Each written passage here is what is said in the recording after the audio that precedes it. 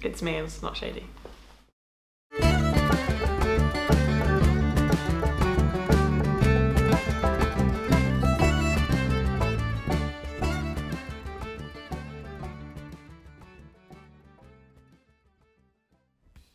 For Jim's 32nd birthday, I know, he looks way older, he's only 32, we decided to go to Ireland. So me, Jim and Bedford all rallied up, met up in Manchester. Fuck's sake! Which was very easy for me and Jim because that's where we live. Had a couple of drinks in Manchester, boarded a ferry and hit up Ireland where we picked up Kirsten along the way. So we got on the ferry. It was a massive ferry, a lot of steps. I don't know how we managed to do those steps, but we did do those steps. They had a movie lounge, they had all sorts, but what they didn't have for us at the time were beds, unfortunately. And when I got bored because I didn't have my phone, I went and watched some disabled tennis. Oh, it's tennis for disabled... No, it's tennis. It is tennis, played by disabled people. The ferry was about 6 or 7 hours, which I didn't actually tell Jim or Bedford about until I think about 4 minutes before we boarded the ferry. But actually it was all right.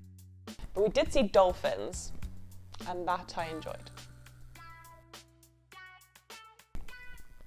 We arrived in Belfast and Kirsten met us at the ferry terminal and picked us up in her lovely little car called Gemma. But we were rushed significantly by Carla and Jim, who told me not to say anything and just get in the car.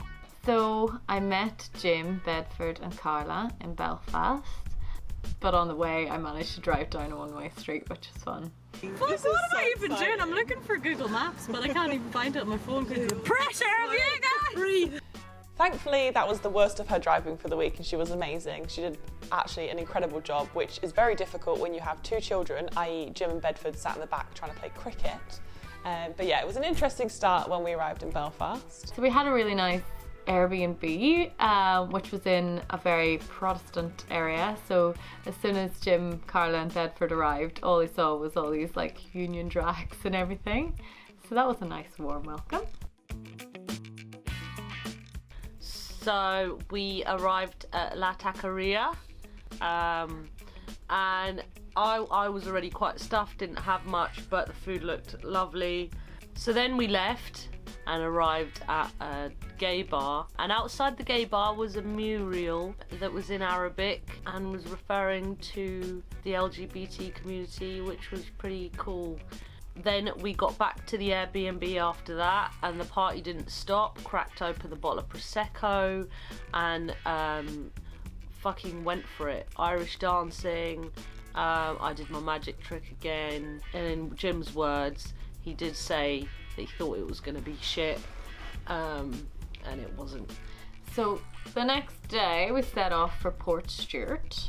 We had an incredible breakfast at Maggie Mae's. I still think about that breakfast this day, it was incredible. Got in the car and then we drove to the Dark Arches, just one of those like touristy things to do when you're near Belfast. And also me and Jim loved Game of Thrones, so we thought it would be cool to drive through. And it's okay. Probably the most interesting things that happened. Sorry Kirsten, I'm not going to make you sound like a great driver here. Kirsten drove through the Dark Arches when you weren't supposed to. Get out of the road! But it's fine, there was no sign, you know, I would have done the same. That was quite funny because everyone gave us very strange looks as we drove through. And Kirsten fell in love with a tree called Raoul, who I bonded with. It was a very deep, deep bond. After the Dark Arches, we drove to Bushmills. Jim is a huge whiskey fan, so we were hoping to go to Bushmills Distillery, but unfortunately it was closed. So we had a very brief look around, and then we went on to Giant's Causeway.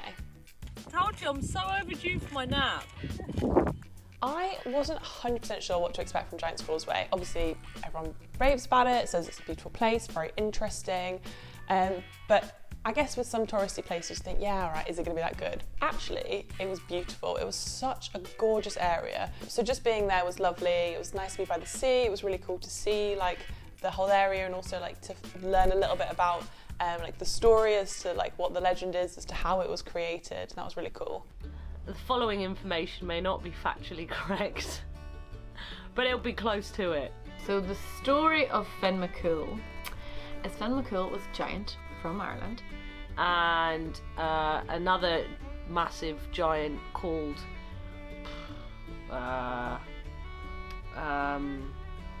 Alex, who represented Scotland. Who apparently was a lot bigger than Finn McCool.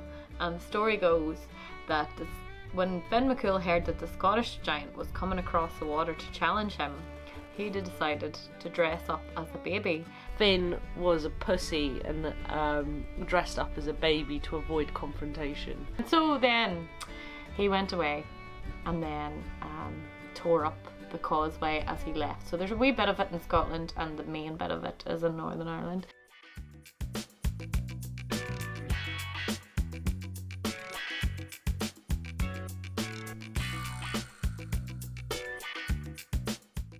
So we arrived at our second Airbnb, which was alright. It was alright. It was a bit questionable. It felt like someone had died in there a little bit. Had a really nice garden, there was a conservatory, so as well as being a good base for us to obviously sleep, as you do in a house, there was also just like a nice place for us to hang out and just essentially dick around.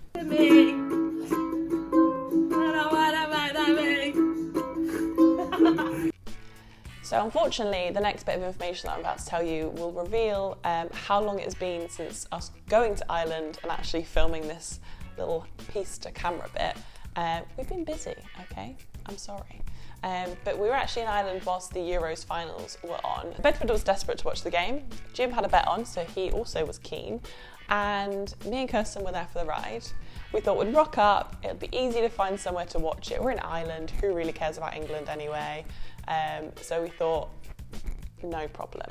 Get there, everywhere is full, and of course we leave it until about 10 minutes before the game is due to start. So we find ourselves in a very sketchy looking at first British Legion pub.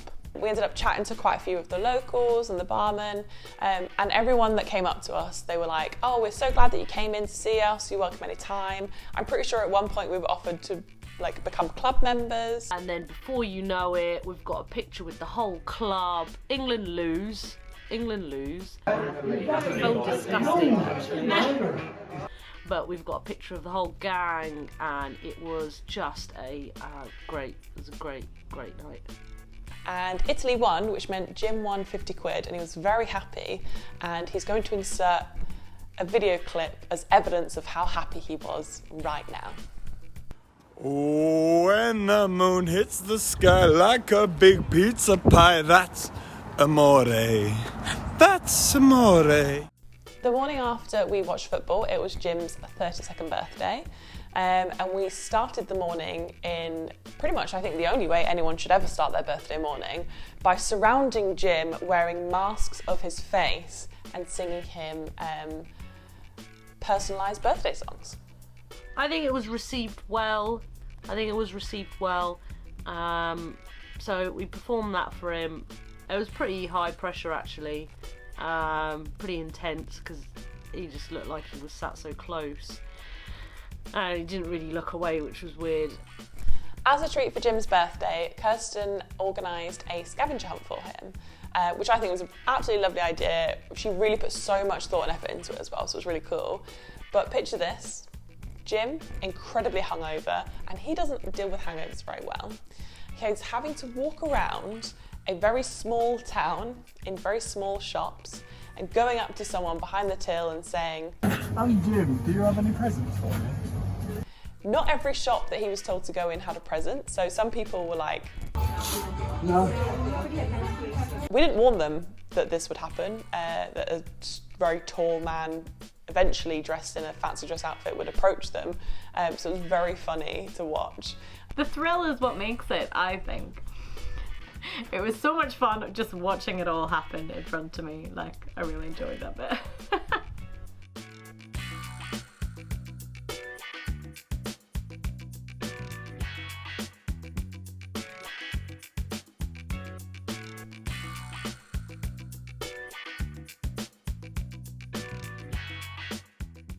So for Jim's birthday, he had chosen to go to a restaurant called Amici, which was pretty much on the seafront. It was gorgeous. The sunset was amazing.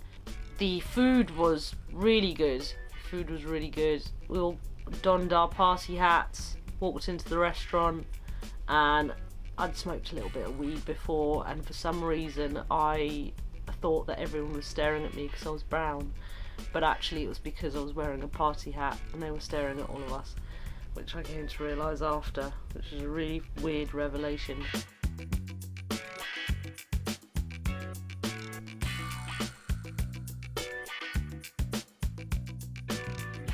The next day we went to check out the rope bridge. I think because of COVID it was closed, but we didn't really mind because the views on the walk like to the rope bridge and around were really beautiful, so it was nice to check it out.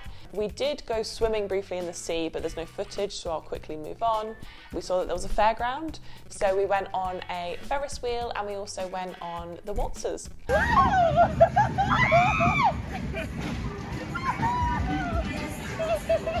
And then for dinner we went to a place called Prawn and Neptune. Neptune and Prawn Neptune and Neptune. in Portrush, and it was amazing. It was the best halloumi I've ever had in my life. I meant Neptune and Prawn, not Prawn and Neptune. So the next day we had to be up pretty early for what was coast steering, which is does really explain itself. We were steering the coast. So basically coast steering is getting from like point A to point B along the coast using like rock climbing and cliff jumping and things. And honestly, it was probably one of the best things I've ever done. It was so cool. You're fully geared up, you've got your wetsuit and the shoes and your helmet and all that kind of stuff. I'm bored. And it was just really fun. Like it was just kind of threw you into like this like very uncomfortable cold state, but it just was brilliant. The guys that showed us around were really fun, like friendly. They were showing us all the different seaweeds that you could taste and try, encouraging us to jump off incredibly high cliffs, which again, as I said, I was terrified, so I wasn't sure how much I'd be able to get involved in all of that, but I ended up doing, or me and Kirsten ended up doing the highest jump, so feeling very proud of myself for that. And yeah, it was just the best afternoon. We had such a great time. So that is the end of part one. That is half of our week in Ireland. We did a lot more fun and wonderful things, but you'll have to tune in to part two to find out what else we did.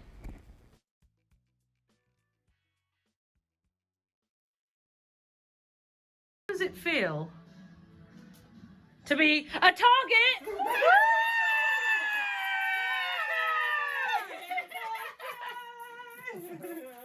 Oh, how the table turns!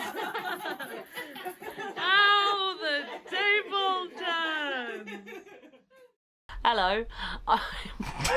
Hello, I'm Bedford. Hello, I'm Bedford. And I'm in Ireland. It's up Palawan. Is that what she said? Portrush again.